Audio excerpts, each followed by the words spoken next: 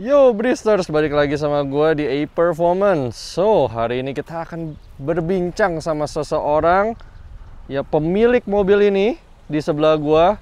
Mobil yang paling banyak kalian temukan di Indonesia. Kalau kalian jalan dari 10 mobil pasti ada inilah. Mau spek tertinggi, spek terendah, cuma mobil ini selalu ada di mana-mana. So, ngapain nunggu lama lagi, langsung masuk aja, orangnya udah nungguin di mobil. So, Bristers, karena dia parkirnya tidak senonoh, jadi kita harus cepet-cepet masuk ke mobilnya. Tapi sebelumnya lihat nih, ini anak juga suka modif nih. Lihat tuh, pakai karbon. Jadi udah sedikit-sedikit didandanin, ada window visor juga. So, itu dia pemiliknya. Langsung masuk aja ya. Udah.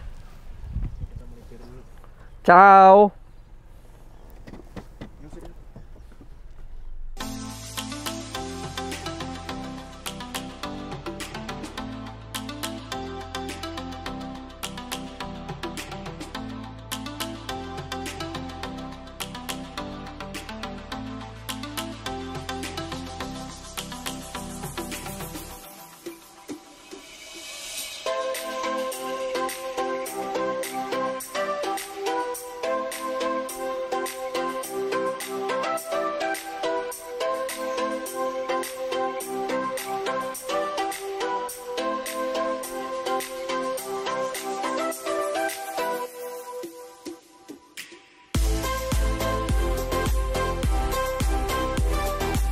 Bro, thank you kesempatannya bro. Thank you, Gila, udah thank lama you. banget gue gak ketemu lo bro. Gila, lu kayak udah lama banget ya. Covid, gue jarang banget ketemu dia. Walaupun dia bantuin gue di podcast juga, Bristers.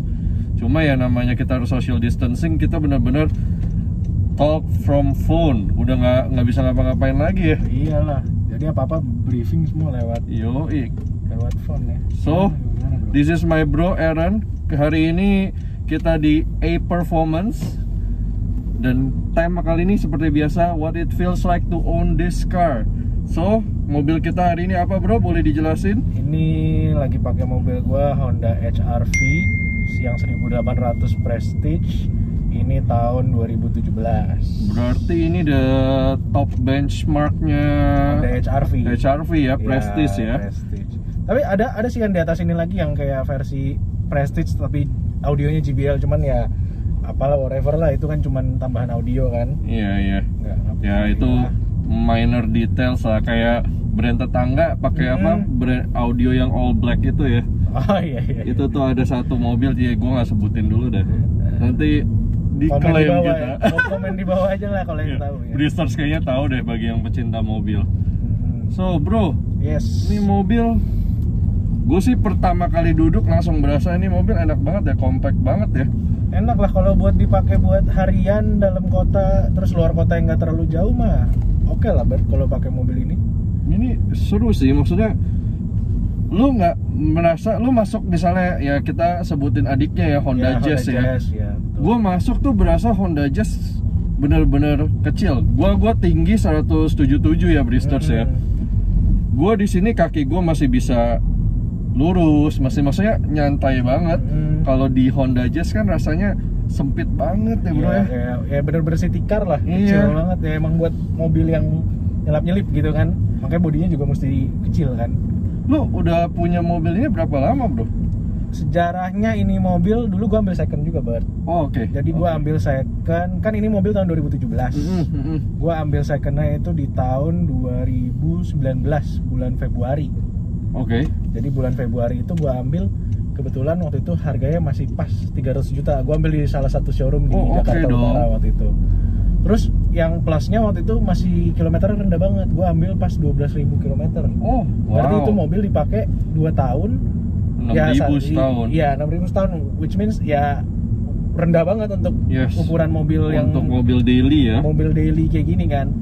Terus kenapa gue nyari mobil ini waktu itu ya karena sebelumnya kan gue pakai Honda CR-V yang 2015. Honda CR-V 2015 itu menurut gue ya oke, emang comfort banget. Tapi kan dia boros 2400 cc kan.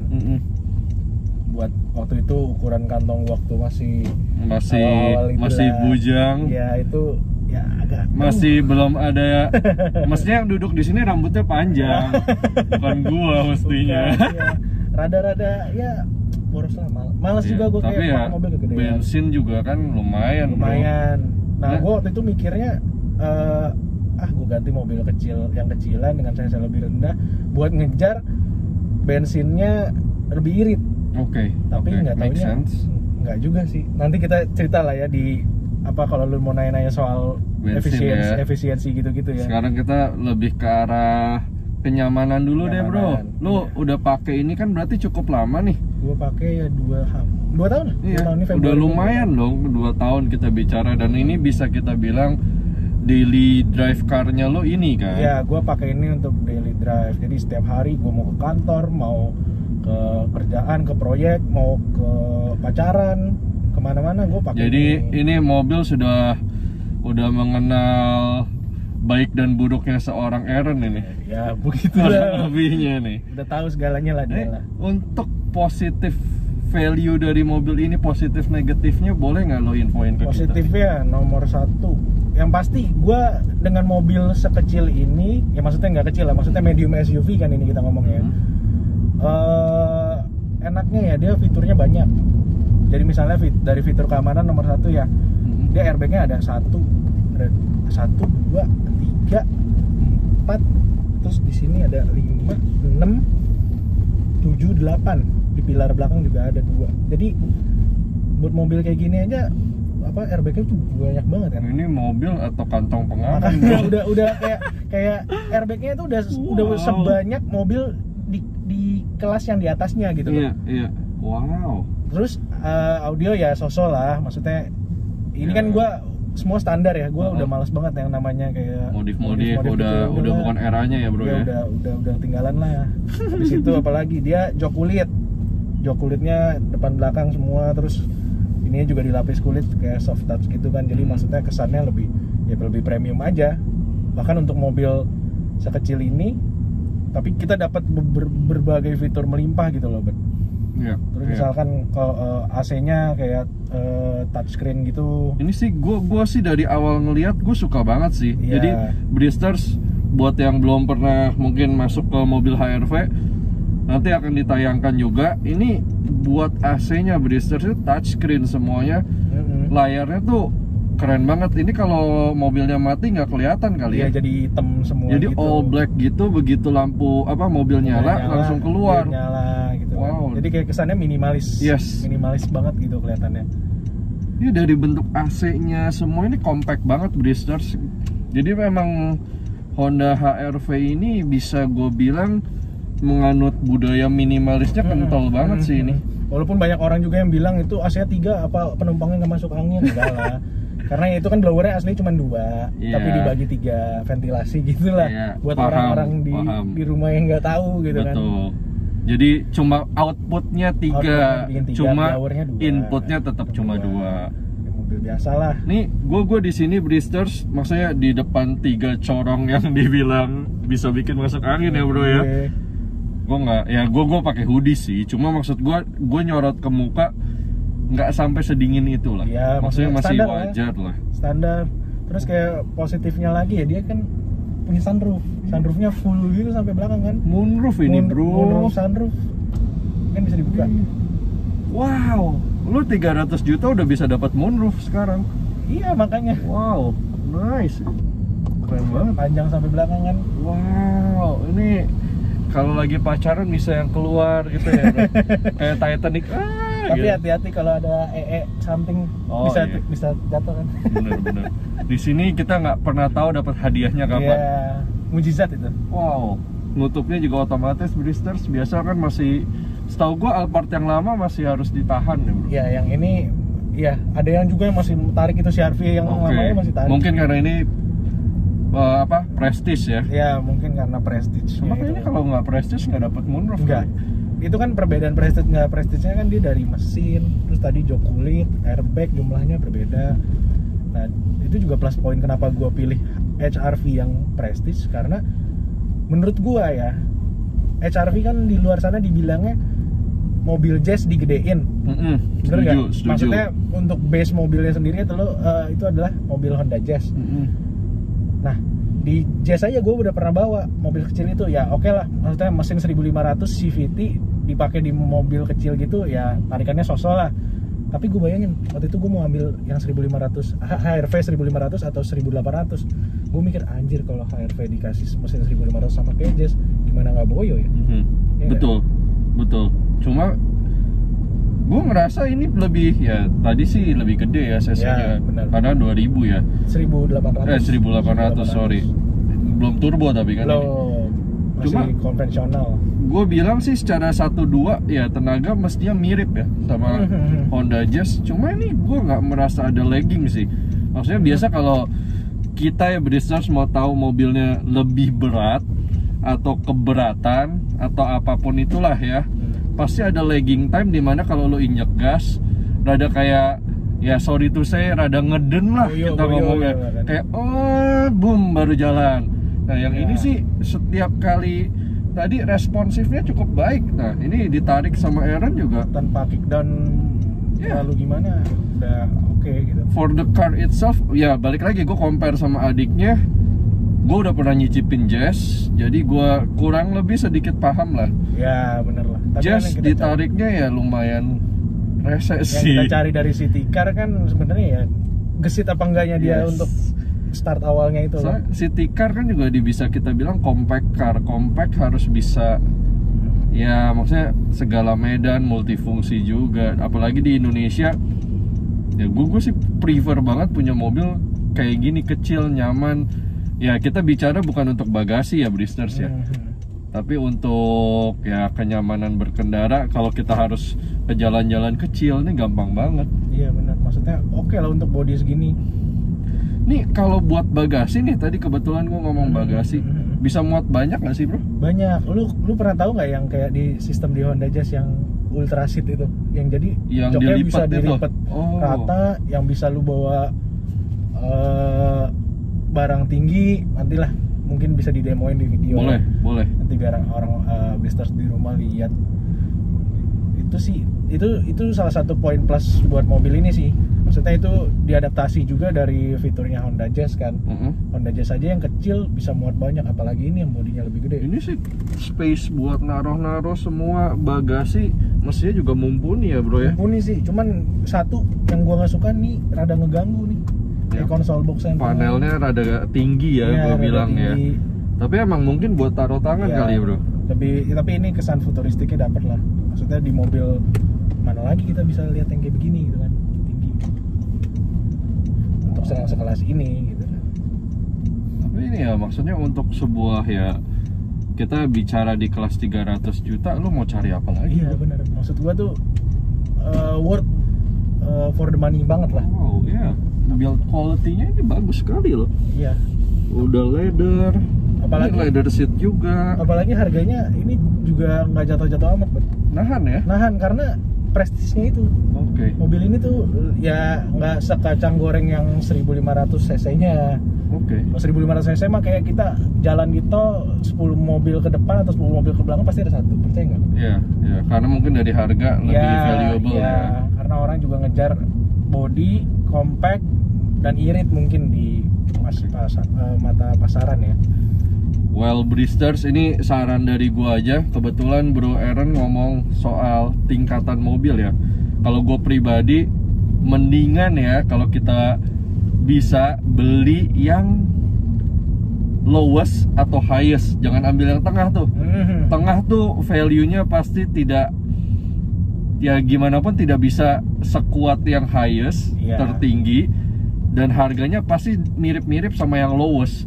Jadi kalau cuma sekedar buat mobil iseng atau apa ya, ini saran gue pribadi, pakai benchmarknya low and high, oke? Jangan mid, nanti lo pusing semuanya Bristers. Nah balik lagi Bro Aaron, ini mobil, ya gue tahu lo masih muda, tapi menurut lo ini mobil cocoknya buat siapa aja sih?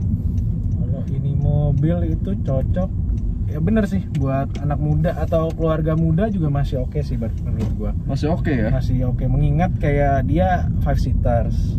Habis itu tadi kayak lu ngomong bagasi, dia kan gede juga, maksudnya untuk bawa-bawa barang yang rada gimana, misalkan untuk orang yang baru married, baru punya anak satu pun masih bisa, karena ya itu maksudnya kapasitas bagasi, kapasitas penumpang, terus efisiensi berkendara, semua masih mumpuni lah. Maksudnya cuman ya bahkan kayak misalkan nanti gue udah sampai tua pun umur 30-40 gue masih pakai sih, masih bisa sih. Maksudnya untuk jadi dari driven car ya, maksudnya masih oke banget. Apalagi kalau lu pada di rumah yang masih ABG pasti ngincerin ini mobil banget sih. Instead of Honda Jazz, kalau emang memang ada budget lebih, mendingan ambil Honda HR-V sih. Ya, soalnya Honda Jazz aja sekarang udah hampir kepala 3 ya, setahu gue ya. Apalagi nanti katanya mau keluar yang baru ya. Iya, udah harganya udah nggak wajar juga ya, termasuk ya. Maksudnya nanggung lah gitu untuk harga segitu. Kalau memang ada budget lebih, mendingan ambil HR-V aja. Oke. Kan mengingat di kota-kota tertentu kan suka terjadi banjir apa gimana. Terus juga HR-V kan lebih gede, ground clearance-nya lebih tinggi. Lebih tinggi, ya, betul. Jadi anti gesrok lah. Iya, anti gesrok lah. Kalau mau gesrok-gesrok ya diceperin juga bisa, ya kan? Cuma ya seceper-cepernya lo nggak bakal ngegesrok aspal lah. Iyalah, nggak mungkin. Males juga lah. Nih mobil ini bro, dari bensin lo seminggu bisa berapa kali ngisi? Nah ini kebetulan lo ngomong soal bensin, gue sekalian nih mau cerita sedikit. Kalau bensin itu gue selalu, kan banyak nih review-review mobil di luar sono yang kayak based on MID-nya dilihat, ini mobil bisa jalan 15 kilo per liter gitu kan. Itu sebenarnya nggak bener bro. Kalau gua dari dulu diajarin sama bokap gua, cara tahu efisiensi bahan bakar yang bener itu adalah isi full to full. Jadi gua isi full dulu nih. Kita pergi ke Pertamina atau Shell, ke pom bensin lah. Lu isi full dulu, full tank, Mas bilang full tank. Terus lu kosongin nih tripnya nih. Habis itu lu jalan dah. Jalannya itu ya lu campur-campur rutenya, kan bisa lewat tol, ya, bisa betul. juga kena macet, betul. Bisa juga ya bener-bener kena macet total. Apa lu sering nyalain mobil ngadem doang, itu kan makan bahan bakar, betul, kan. Betul. Sedangkan di MID itu tuh kayak kita bisa dibohong-bohongi gitu loh. Seakan-akan wah anjir kita masih pakai hemat banget gitu ya. Ya paham. Bullshit. Waktu itu gue udah pakai gitu, gue sambil nolin trip gue udah fullin. Dikasih lihat di MID-nya masih 1:12. Oke. Gue gak percaya dong, maksudnya anjir bener-bener irit nih mobil ya. Iya. Kayak tadi balik lagi ke cerita, gue dari tadi pakai CR-V. Habis itu gue mikir gue mau ganti HR-V karena efisiensinya, ternyata enggak. Waktu gue bener-bener udah tripnya gue udah 300 kilo apa 350 gitu, gue isi lagi dong ke pom bensin. Fullin lagi, kan keluar tuh berapa liter yang kebuang. Tinggal dibagi sama kilometer kita jalan kemarin. Setuju. Cuman 1:8 bro. Nanti rumusnya kita tulis munculkan di layar ya. Boleh. Tapi itu yang paling efisien untuk lu tahu bener-bener mobil lu itu irit apa enggak. Berarti tolak ukur lu sama bro. Jadi kalau gua bensin, gua berdasarkan isi full gua berapa, jarak aktual kilometer gua yang tertulis di situ berapa. Lu bagi. Terus maksudnya kayak paling simpelnya dia bridgesters kalau kalian nggak mau ribet ya. Lo kilometer yang tertulis di layar berapa? Let's say 10.000. Terus abis itu ada indikator abis isi bensin full itu bisa dipakai sampai 300 kilo misalnya. Ya, terbukti nggak dari 10.000 tuh dapat 300 kilo? Anggapnya kurang lebih gitu. Abis itu ya tinggal kalian sesuai kata Bro Aaron dibagi aja. Udah deh. Jangan sampai tertipu dengan komputer. Karena komputer itu mendetek cara nyetir kita. Cuma dia pas kita berhenti itu ya menurut gua tidak mendetek sama sekali ya. Apalagi kan kita sering sekarang kayak lagi macet, AC nyala, blowernya 2 kenceng-kenceng, lagi panas, nyalain AC kenceng, itu kan makan bensin semua. Jadi maksud gua untuk cari tahu efisiensi berkendara yang benar ya gitu, dari kosong lu isi full, trip A lu kosongin, lu bawa jalan deh sampai sekian ratus kilometer, lu isi lagi terus lu tinggal dibagi. Terus kalau dari ini mobil sih untuk perjalanan gue ya yang kadang lewat tol, kadang perumahan doang, kadang ke kantor, seminggu itu kan gue bisa gue bisa tripnya itu kira-kira 300-an kilo. Oh, oke. Ya, Itu paling masih normal lah. paling isi satu kali full itu bisa buat 10 hari lah. Oke, berarti dengan lo isi satu kali full tank ini berapa sih? 40 liter ada? Sekitar 40 liter. 40 liter Kalau 1,5 minggu ya. Kalau gua pakai Pertamax itu 350 ribuan, hampir 400 ribu udah full. Oke. Dari kosong ya, dari sisa 2 strip lah paling. Berarti max-nya kalau kalian beli mobil ini isi bensin 400 ribu seminggu lah. Ya. Kurang lebih begitulah. Oke. Ya, benar. Lumayan dong, Bro. Lumayan banget. Untuk mobil, maksudnya mungil, lu isi bensin 400 ribu tuh udah setara sedan sih. Iya, makanya kan tadi gue balik lagi gue bilang kan, tadi gue dari CR-V ganti ke HR-V berharap bahwa oh ini mobil lebih kecil, CC lebih kecil, dan gue